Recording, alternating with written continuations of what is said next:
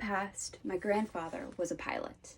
And besides doing cool things like picking my mom up from school in a helicopter sometimes, he also participated in an important event sanctioned by the US government called Operation Baby Lift.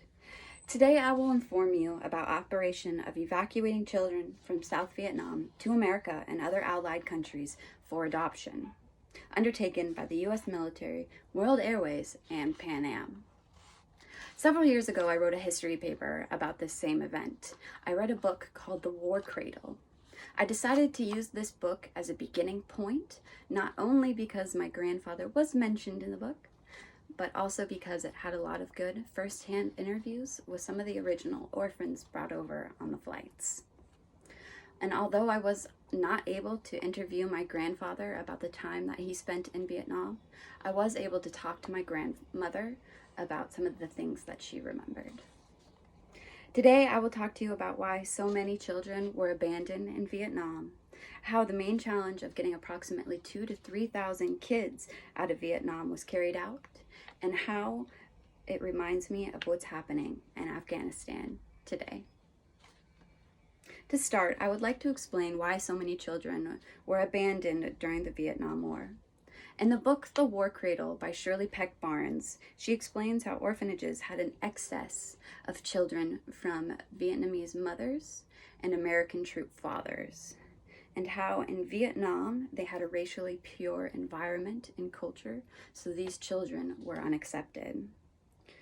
Also, Vietnam being a ravaged and war-torn country, mothers tried to sneak their babies onto buses transporting orphans to the airport in hopes that they too would go to the US for adoption and have a new chance at life.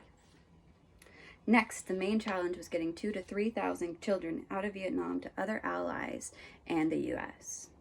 Ed Daly, the owner and CEO of World Airways, took it upon himself to try to help get these children to safety.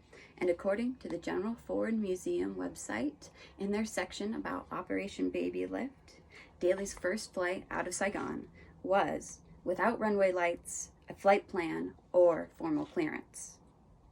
This action motivated President Ford to make funds available for military flights to help evacuate children from Vietnam, with help from World Airways and Pan Am. Finally, when I look at pictures from the evacuations out of Vietnam, they remind me of what the US's final days in Afghanistan looked like. The book, The War Cradle, describes desperate mothers throwing their babies over orphanage walls with barbed wire in hopes they too would go to the US. This reminded me of a photo and videos that got a lot of attention of a mother at an airport in Kabul handing her baby over a barbed wire fence to a US Marine.